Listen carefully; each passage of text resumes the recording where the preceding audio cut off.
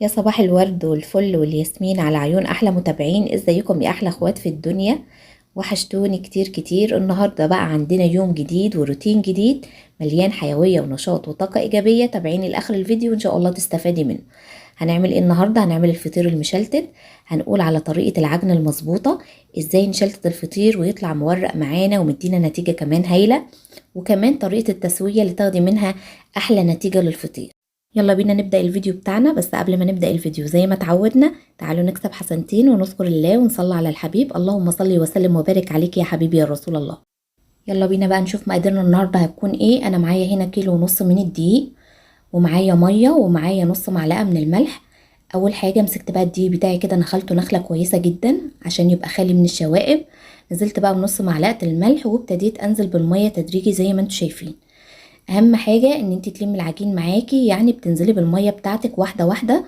بتلمي اول حاجة الدقيق معاكي، تو ما بتلمي بقى العجينة كده بتبتدي بقى تتحكمي في المية زي ما انت عايزة. يعني تقدري تحطي بقى مقدار المية بتاعتك المظبوط. هعرف ازاي ان العجينة بتاعتي مظبوطة؟ اول حاجة هتلاقي تحسي ان العجينة لمت معاكي من الطبق خالص، وتحسي ان الطبق كل ما انت بتعجني في العجينة بتحسي ان الطبق معاكي بينضف خالص من الدقيق. مفيش فيه اي دقيق، مفيش فيه اي عجين، والعجينة بتلم معاكي بسرعة. واهم شيء كمان في العجن، يعني الفطير المشلتت ما بيحتاجش عجن كتير، اهم شيء ان ما يكونش فيه تكتلات من الدقيق. خلصت بقى عجن الفطير بتاعي كده زي ما انتم شايفين، هو ما بياخدش اي وقت.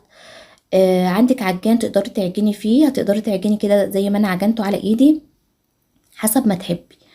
جيت هنا بقى قلت بقى اقسم الفطير بتاعي حسب ما انتي عايزه. برضو عايزه تعملي الفطيره نص كيلو، عايزه تعملي الفطيره كيلو الا ربع، عايزه تعمليها كيلو، حسب ما انتي عايزه. زي ما احنا قلنا انا عامله كيلو ونص من الدقيق، انا هعملهم على 3 فطاير. لان بصراحه بابا يعني كان طالبه مني ان هو يكون مورق ويكون خفيف، يعني ما تكونش كبيره وتكون خفيفه. زي ما انتوا شايفين اهو ابتديت اقسمه بقى على 3 قطع كده، بحيث ان يبقى معايا 3 فطاير. جيت هنا بقى بصراحة طلعت بقى على السطوح كده وقلت بقى كده احط الطبلية بتاعتي. جبت بقى البرميل ده كان بتاع الرز بتاع امي، وحطيت عليه الطبلية بحيث ان انا اقدر اشلتت وانا واقفة ومرتاحة. حطيت بقى اول حاجة كده رشة من الدقيق عشان العجينة بتاعتي ما تلزقش معايا في الطبلية. ابتديت بقى ابططها كده بايدي الاول واوسعها، وبعد كده مسكت بقى البطاطة بتاعتي وابتديت اجيب افرد بقى العجينة بتاعتي من النص لبره. يعني بتاخدي العجينة بتاعتك من الداخل للخارج، يعني بتفرديها لبره. وابتديت بقى بعد كده خلاص حسيت بقى ان العجينة ابتدت ان هي تفرد معايا. والعجين يا بنات ما بيخمرش، يعني انتي بتقرصيه وبتبتدي تشتغلي فيه على طول. يعني ما بتسيبهوش، يعني حوالي بالكتير 5 دقايق ان هو العجينة تريح معاكي بس مكان العجن، وبعد كده بتشتغلي فيها على طول. زي ما قلت لكم فردت بقى العجينة الاول كده بايدي حبة، وبعد كده بالبطاطة، وبعد كده بقى نزلت بقى بايدي انا. ابتديت بقى اشد العجينة معايا لبره زي ما انتم شايفين. باجي بقى هنا على جزء من الفطيرة او الجنب بتاع الفطيرة وببتدي اشده وبثبته معايا في الطبلية. الطبلية دي كان مقاسها كبير جدا يا حبايب قلبي، يعني كانت حوالي 1.20 متر. ويعتبر الفطيرة بتاعتي انا مقسماها على 3 اجزاء، يعني كانت الفطيرة معايا عاملة حوالي نص كيلو من الدقيق. جيت هنا بقى ابتديت بقى افرد طبعا عيني على الفطيرة بتاعتي من جميع الجوانب، بحيث ان رق الفطيرة بتاعتي او السمك بتاعها بيكون واحد. جيت معايا هنا بقى خلطة، معايا ايه؟ معايا سمنة بلدي، ومعايا زبدة، ومعايا حوالي نص كوباية من الزيت. ابتديت بقى اشرب الفطيرة بتاعتي بالسوائل بتاعتي اللي هي السمنة والزبدة والزيت. بعد ما فردت الفطيرة بقى كده ابتديت انزل عليها وادهن وشها كله بالخلطة بتاعتي اللي انا عاملاها. ببتدي بقى اتني الجنب الاولاني، وبعد كده ببتدي الف بقى الفطيرة بتاعتي من جميع الجوانب. بشد الفطيرة بتاعتي وبتني الجنب اللي قبل ما بتنيه، ببتدي بقى اشربه بالسمنة بتاعتي كويس جدا. دي كانت اول فطيرة. في الحقيقة انا مرضتش ان انا احذف اي حاجة من الفيديو معايا، بحيث ان انتي لو شفتيها اول مرة وما قدرتيش ان انتي تعمليها او تتعلميها، تتعلميها تاني مرة وتالت مرة. زي ما قلت لكم انا هطول عليكم الفيديو شوية بس استحملوني. بس حبيت اوصل لكم المعلومة يعني زي ما بيقولوا بكل حذافيرها. فردت بقى الفطيرة معايا زي ما عملت في المرة الاولانية بالظبط. جبت بقى الفطيرة، اول حاجة برش الطبلية بتاعتي كده رشة بسيطة من الدقيق زي ما قلت لكم عشان الفطيره بتاعتي في البدايه ما بتلزقش، هي رشه خفيفه جدا ما بتبانش خالص في الفطيره.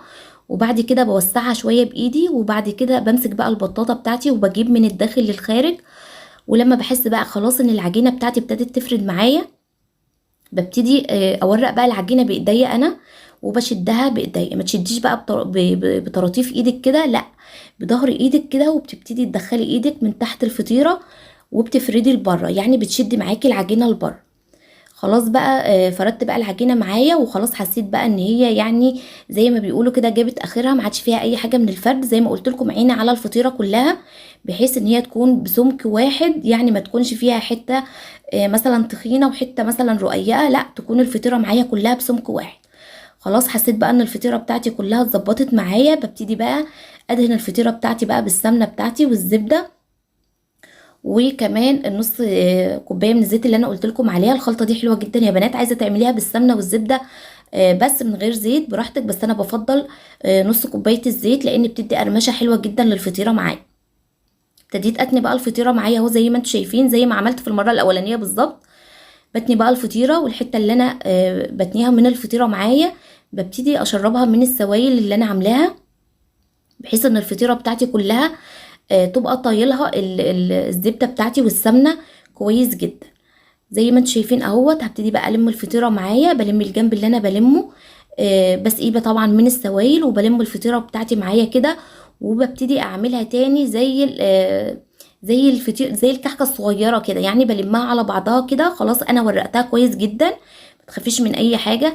حبيتي بقى ان انت تفردي على صينيه، يعني تدهين الصينيه زيت او سمنه، وتفردي عليها وانتي قاعده براحتك. بس انا في الحقيقه بفضل الشلتات على الطاوليه، وان شاء الله باذن الله هعمل لكم الطريقه التانية اللي انت تقدري ان انت تفردي على ترابيزه عندك في المطبخ، على صينيه، على طاوليه وانتي قاعده. ان شاء الله هعمل لكم الطريقه دي باذن الله. بس انا حبيت كده ابتدي معاكم بالفطيره اللي هي المشلتته، زي اللي بيقولوا كده ايه، الفطير المشلتت على اصوله.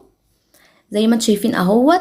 فردت بقى الفطيره معايا اهوت، ببتدي بقى الف على الجوانب كلها. زي ما قلت لكم انا عيني على الفطيره كلها، بحيث ان انا مش عايزه اي جنب يكون فيها حاسه ان هو تخين، وجنب يكون مثلا رقيق، او جنب مثلا يكون فيه عجين كتير.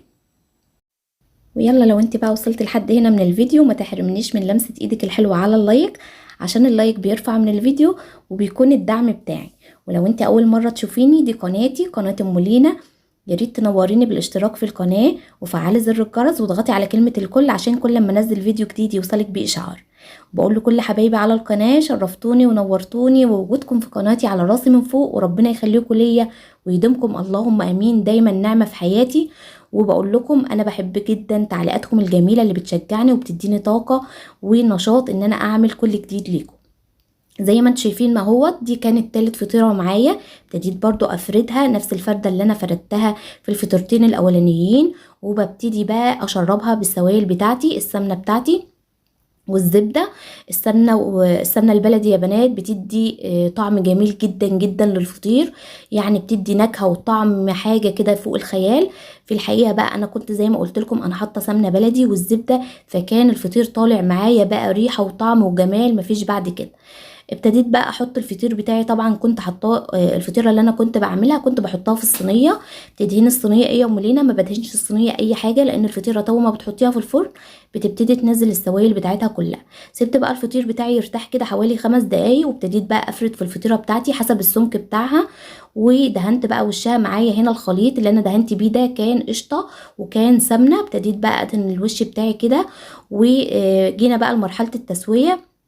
اهم شيء في مرحله التسويه انك تدخلي الفطير بتاعك على نار عاليه. زي ما انتم شايفين بتبتدي بقى الفطيره معاكي تقب وتديكي الشكل الجميل ده، وكمان اللون التحفه ده. بالحقيقه كان جميل جدا الحمد لله بفضل الله. كل اللي دقوه شكروا فيه جدا جدا. الفطيره معايا مورقه، قبه معايا في الفرن، طالعه اللون بتاعها جميل. يا رب يا رب دايما فيديوهاتي تعجبكم، ويا رب دايما اكون ضيفه خفيفه عليكم. وجربوا طريقتي ان شاء الله تعجبكم في شلتات الفطير وتسويته. بحبكم في الله، اسيبكم في رعايه الله وامنه، والسلام عليكم ورحمه الله وبركاته.